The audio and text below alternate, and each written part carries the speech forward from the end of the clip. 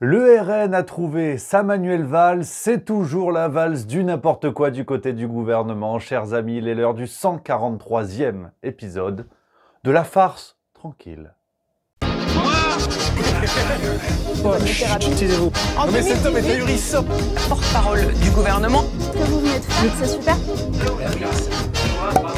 Les copains, les copines, je vous retrouve avec une joie non dissimulée, tel Mons Gag, mais vous voyez pas parce que la caméra s'arrête trop haut. J'espère que vous allez bien les copains, que vous êtes en pleine forme. Pour ma part, je rayonne. J'ai réalisé mon rêve. Alors non, je n'ai pas eu une relation amoureuse avec Marlène Schiappa. Pas encore, mais je reviens tout juste des 2 dates de rodage du côté de Toulouse, les amis, pour le spectacle Zinzin. Un plaisir inouï. J'ai déjà rencontré certains d'entre vous au Théâtre du Visiteur à Plaisance du Touche, très précisément. J'en profite pour embrasser Chris, le patron du théâtre qu'on embrasse. N'hésitez pas à faire un tour Super Théâtre, les copains. Un véritable plaisir. Ça y est, l'aventure commence pour de vrai, les copains. Minuscule extrait, tiens, pour tâter l'ambiance. Le ministre était en déplacement, il les accueillait, il tapait dans les casseroles. Moi, je me suis dit, quand tu vois celle qu'ils ont au cul, c'est un hommage. Non, mais c'est vrai, c'est comme quand t'invites Jeanne d'Arc à l'apéro. Tu fais un feu de camp, elle est comme chez elle, la gamine. Le Parisien, 3 juin 2022. Zelensky, une sorte de Coluche transformé en De Gaulle. Il a même pas le permis moto.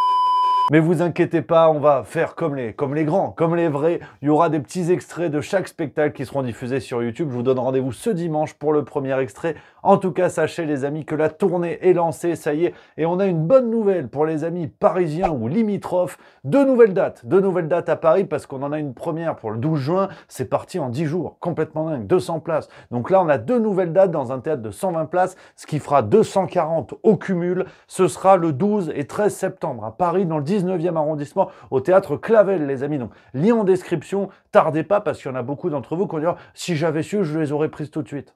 Un peu comme ce que disait Darmanin. Mais cette semaine, les amis, on se retrouve aussi et surtout pour la farce tranquille. On attaque comme d'habitude avec le sondage de la semaine. Maintenant, ça va chier. Et la semaine dernière, je vous posais une question assez cruelle, enfin surtout pour eux. Nos politiciens sont-ils vraiment bêtes ? Oui ou non, c'était la question et résultat très intéressant. Vous avez été un peu moins de 2000 à participer, oui à 65,44% et non à 34,56%. Donc on voit qu'il y a quand même un petit peu d'espoir.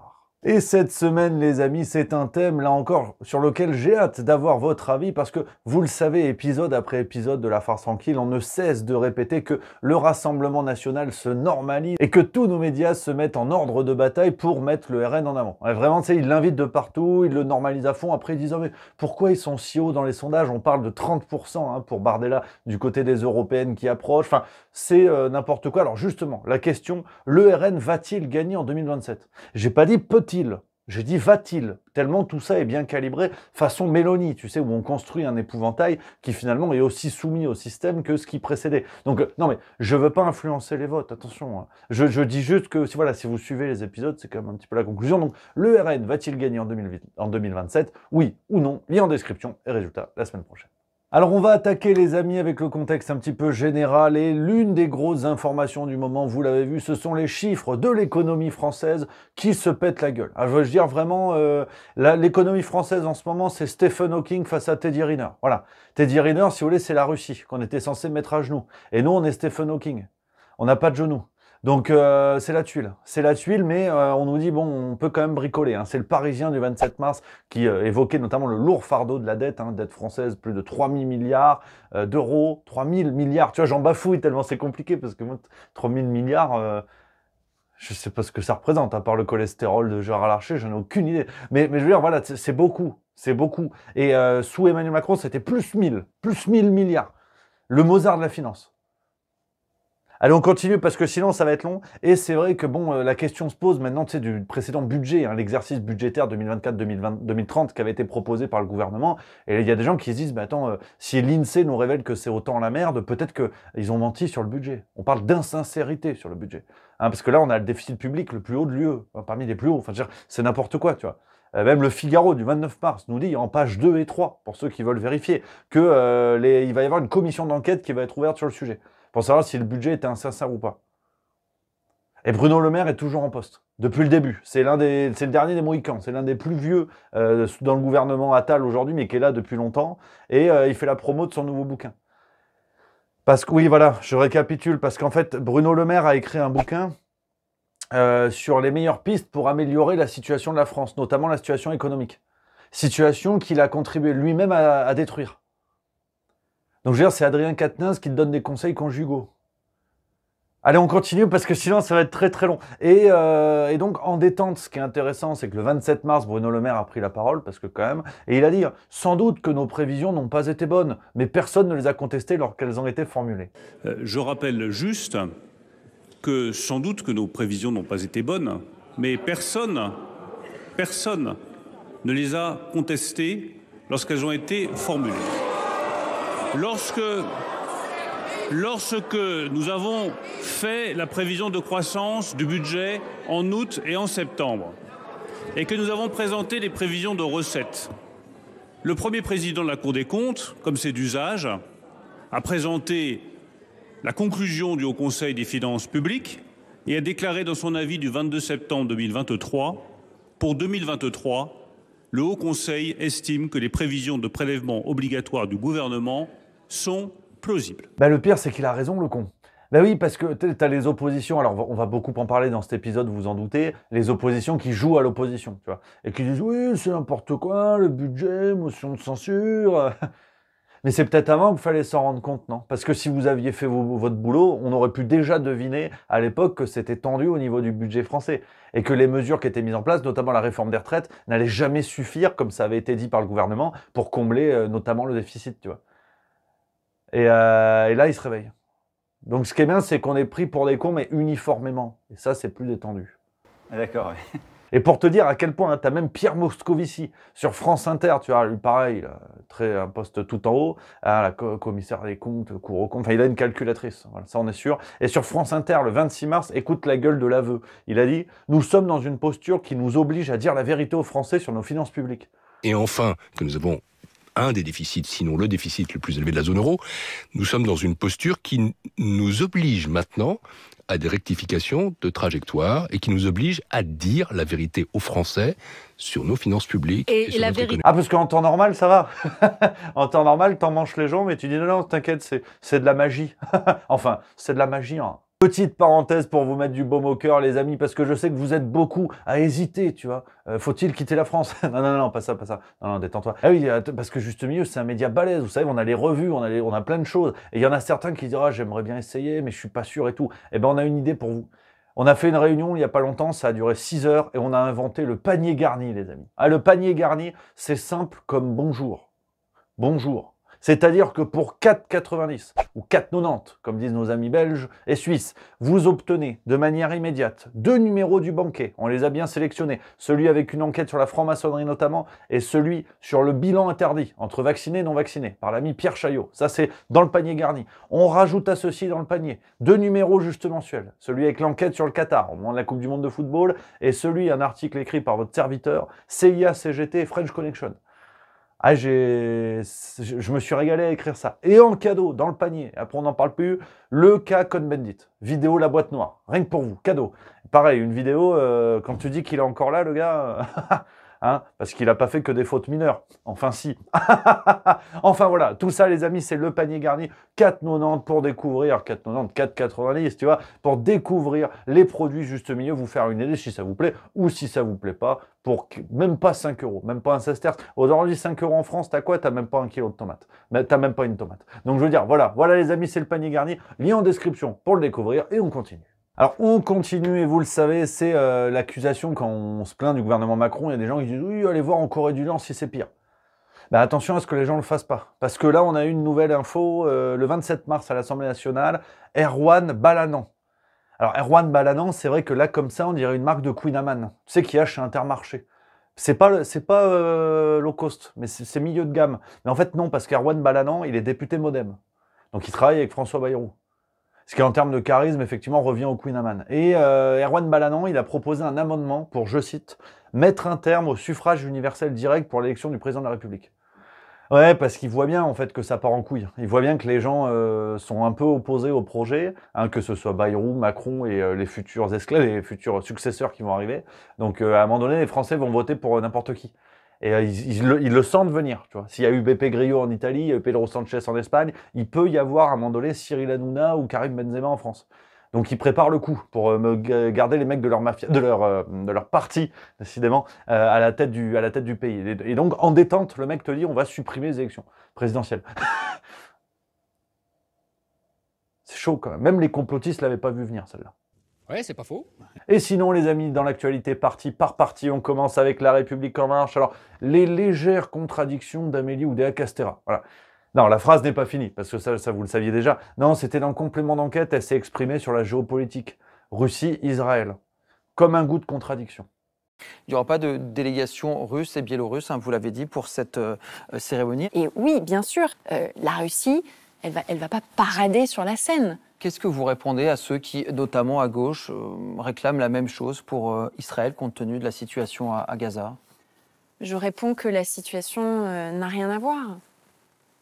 Israël a été victime de la pire attaque terroriste de ce siècle. Elle a le droit à se défendre. Elle doit le faire évidemment dans le respect du droit international. Et sinon, du côté du Rassemblement national qui fait l'actu, en ce moment, on a déjà appris dans le Parisien du 26 mars que le RN organise, je cite, les États généraux de l'immigration, référence assumée à ceux du RPR en 1990, alors que le RN vise plus que jamais l'électoral des Républicains.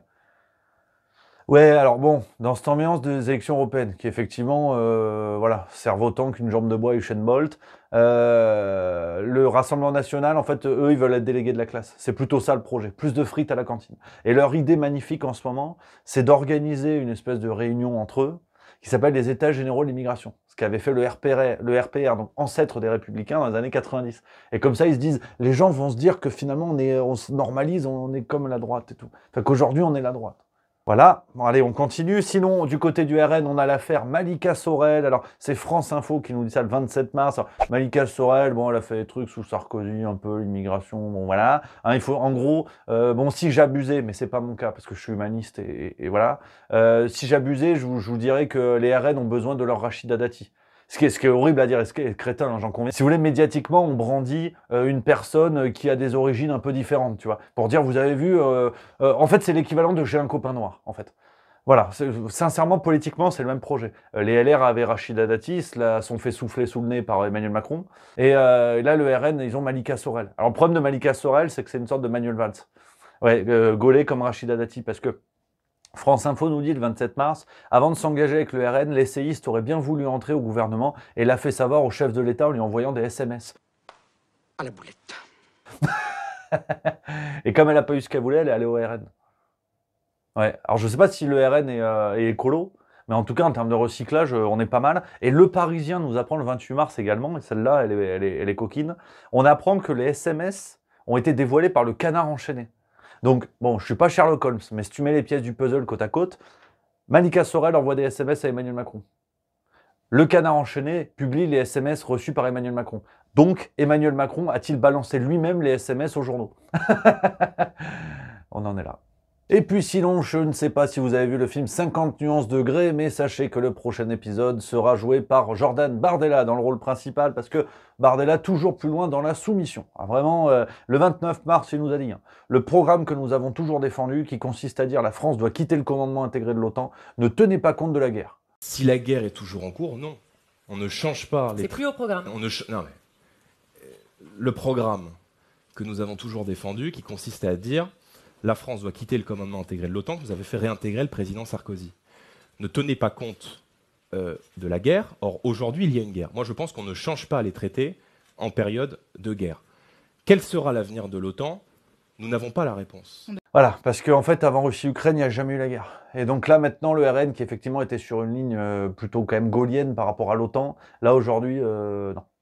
Aujourd'hui, ils ont arrêté. Ils disent non, finalement, l'OTAN, c'est bien, c'est bien. Donc voilà, que ce soit clair, Bardella, soumission à l'UE, soumission à l'OTAN, donc aux États-Unis. Faites vos jeux. Du côté des Républicains, on continue et la fausse opposition est au top de sa forme en ce moment. Bruno Retailleau, dans le Figaro du 29 mars, nous dit qu'il n'écarte pas l'hypothèse d'une motion de censure.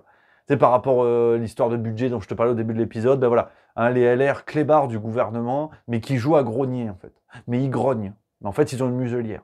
Ils ont même Renault muselière. Donc le problème, c'est qu'ils vont rien faire. Mais ils jouent quand même au truc de attention, on peut mordre. Mais bon, c'est un teckel.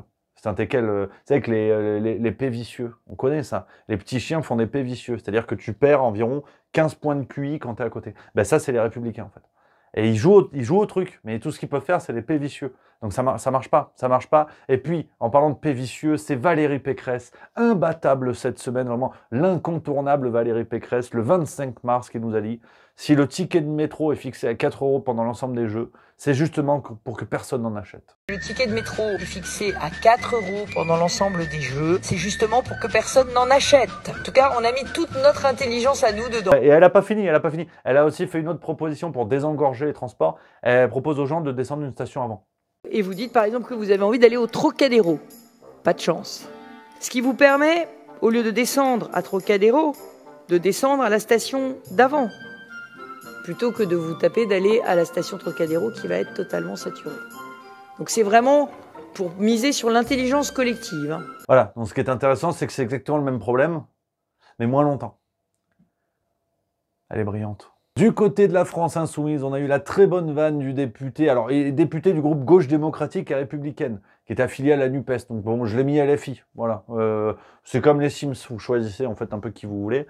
Et le 26 mars, il nous dit Bruno Le Maire a écrit un livre pour nous expliquer comment il fallait faire payer par tous les déficits qu'il avait lui-même contribué à creuser.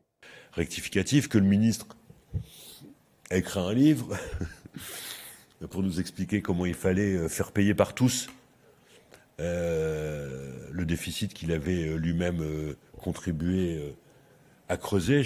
Et ça fait plaisir. Elle est belle, celle-là, ça résume bien la situation. On continue du côté de Reconquête avec Marion Maréchal qui donne une image très normale d'un parti que les médias nous disent, nous présentent comme pas normal. Mais en fait, si. Tu sens que c'est road to the RN, tu vois, c'est-à-dire on joue les opposants en bois et quand on arrive au pouvoir, on sera peut-être pire que Macron. Parce qu'elle nous a dit sur Sud Radio le 27 mars, on ne peut pas parler de démocratie en parlant de la Russie, il n'y a pas d'élection libre. Ce n'est pas moi qui le dis. On ne peut pas utiliser le terme de démocratie. C'est un régime autoritaire. Quand on regarde. Mais qui dit cela? C'est Éric Zemmour qui dit cela. Oui, non mais d'accord. Mais sauf que vous n'êtes pas d'accord. Non, mais il précise parce qu'en fait il y a un simulacre d'élection. Démocratie. Non, mais le mot démocratie. Quand il dit démocratie autoritaire, moi je comprends ce qu'il veut dire. En ce sens qu'il veut dire, il y a des élections. Vous comprenez, mais vous n'êtes pas d'accord. Et autoritaire, parce qu'en fait ce ne sont pas des élections libres. C'est ça que ça veut dire. Alors après on peut s'écharper sur les mots, mais je ne crois pas que aujourd'hui Éric Zemmour, j'en suis même absolument convaincu pour en avoir parlé avec lui, estime qu'il y a des élections parfaitement libres et qui se déroulent dans des conditions normales en Russie. Enfin, je veux dire, ce serait grotesque. Il est suffisamment intelligent et Dieu sait que c'est le cas pour ne pas tomber là-dedans. Tu vois, le courage dans une logique de reconquête, le vrai courage aurait été de se poser la question de savoir quelles sont les réelles différences électorales entre la Russie et la France. Quand aujourd'hui nos médias se posent la question de savoir qui va succéder à Macron et que Mathieu Lindon dans Libération du 30 mars se pose la question de savoir si ça va pas être Brigitte Macron, dans un scénario à la Poutine et Medvedev, c'est écrit, hein, lié en source, vous connaissez comme d'hab la maison, quelles sont les différences qui subsistent entre France et Russie? Parce que taper la Russie, c'est facile. Hein, quand on joue au parti opposant, il faut avoir un petit peu plus de bollocks. Et la question, c'est de savoir qu'est-ce qui sépare encore Macron de Poutine. Si tant est qu'il y a encore des séparations. Je suis bien d'accord avec la grosse. Du côté d'Europe Écologie Les Verts, c'est Marine Tondelier qui était en Guyane du 15 au 19 mars. Elle nous a régalé. Ah ouais, non, franchement, tu vois, avec Valérie Pécresse, il y a match. Il y a match. Elle nous a dit, je reviens tous les ans, donc en Guyane, pour voir comment cet arbre a poussé. Une envie de reprendre le combat très fortement et donc vous pourrez compter sur nous. Et moi, je reviens tous les ans maintenant voir comment cet arbre va pousser. En tout cas, si on se fie à cet arbre qui symbolise notre combat, on peut dire que nos combats vont bien. Donc je vous dis à très vite en Guyane ou ailleurs et bon courage aux écolos de tout le territoire. Oui, parce qu'elle est écolo. Ouais, non, mais je remets les dossiers parce que les gens se disent, tiens, en Guyane, elle n'y est pas allée à la nage, tu vois. Et effectivement, elle y va en avion. Les écolos, enfin le truc des écolos, ce qu'il faut bien comprendre, c'est que les écolos sont des bourgeois qui sont pour priver les gens, mais pas eux. Et d'ailleurs, elle te l'a dit, Marine Tondelier. Il n'y a pas de problème, c'est Libération du 27 mars qui nous l'explique. Marine Tondelier revendique son droit au déplacement en avion en Outre-mer compte tenu de ses fonctions. Voilà, parce que toi, en fait, t'es ouvrier. T'es caissière au Lidl. Au mieux, t'es patron de PME. Donc en fait, ta gueule. Non, mais je sais que c'est pas facile à comprendre, mais elle, c'est compte tenu de ses fonctions. Donc je veux dire, Versailles n'a qu'à bien se tenir. C'est ce qui est très intéressant. C'est l'écologie privative pour ceux qui n'ont pas un métier compte tenu de ses fonctions. C'est pas moi, hein. Moi j'ai rien dit. Et c'est vrai qu'on continue avec Europe Écologie Les Verts parce qu'on a une belle découverte, peut-être la digne héritière de Sandrine Rousseau, hein, dans Dallas chez les cheveux sales, c'est Marie Toussaint. Marie Toussaint, elle est tête de liste pour les européennes des écolos, et elle a fait un happening devant les locaux de Total, parce qu'ils n'aiment pas Total, ils n'aiment pas trop Total, mais bon, après, pour fournir le carburant aux avions de Marine Tondelier, il faut bien des entreprises. Hein. Parce que Marie Tondelier, avec ses copains, elle a fait une performance artistique. C'était le 28 mars, regarde. Charbon. Nous déployons de véritables bombes carbone. À l'aune du projet ICOP de Total en Ouganda. Et là, je peux te dire que Patrick Pouyanné, il dort plus depuis 2 semaines. Hein. Le PDG de Total, petite nuit en ce moment. Petite nuit, le patoche. Mais bon, c'est comme ça, les amis. On va finir ce bel épisode, comme d'habitude, vous le savez, avec les pépites de la semaine. Et cette semaine, 3 pépitas qui font plaisir et une archive. Vous savez, j'aime bien de temps en temps dans les pépites de la semaine mettre des archives qui remontent. On est en 2013. Jean-Luc Mélenchon, vous savez, apôtre de la créolisation, qui aime tout le monde sauf... Alors maintenant, vous savez, en vieillissant, on durcit les traits de caractère. Je ne supporte plus de vivre autrement que dans un endroit où les gens sont mélangés. Donc j'habite à Paris, dans le 10e arrondissement. Je ne pourrais pas habiter dans le 6e ou dans le 7e. Je ne peux pas survivre quand il n'y a que des blonds aux yeux bleus. Et sinon, enfin, Rachida Dati dans Planète Rap. J'ai pas fini. C'était le 1er avril, hein, donc non, ça n'est pas une blague. Elle a évoqué la phrase de Gérard Larcher concernant la levrette, Aya Nakamura et tout.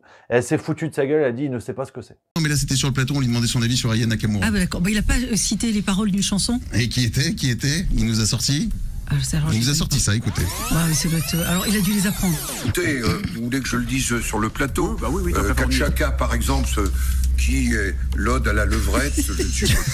Katchaka, par exemple, qui est l'ode à la... Alors, il sait pas ce que c'est. Non. De quoi la levrette ou Katchaka? Les deux. Non, mais... Voilà, donc on en est avec Rachida Dati, hein, la bouba du gouvernement en Louboutin. Mais bon, c'est comme ça les amis, on se régale. Voilà, on arrive à la fin de cet épisode. J'espère que ça vous a plu les copains. On va se retrouver très vite pour de nouvelles vidéos. Je vous ai dit, dimanche prochain, soyez au rendez-vous. Premier extrait du spectacle Zinzin, c'était à Toulouse. Et vendredi qui arrive, vidéo plus que compliquée. Je vous en dis pas plus. Soyez au rendez-vous. Les amis, je vous embrasse. N'hésitez pas à découvrir les vidéos déjà sorties et vous abonner à la chaîne. Et moi, je vous embrasse. À bientôt.